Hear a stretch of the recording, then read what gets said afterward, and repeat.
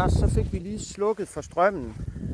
Så skal du se, så skal vi jo have givet dem et nyt stykke græs. Hvis du bliver stående derovre, så gør jeg lige lynhurtigt klar her. Det er fordi, at nu har du ikke været så meget med til at give dem græs, men de får faktisk sådan en stribe græs hver eneste dag her om efteråret. Og vores køer, de elsker simpelthen at spise langt græs. Og det får de også lov til nu, fordi det har bare vokset helt vildt meget vores græs her i efteråret, så der er rigtig, rigtig meget. Lige om et øjeblik, Anders, så skal du se, så får du lov til at rulle den her op. Og så går de ind på det nye græs.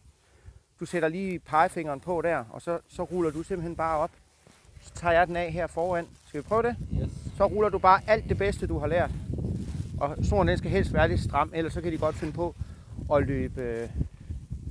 at løbe ind i den. Sådan. Det er godt.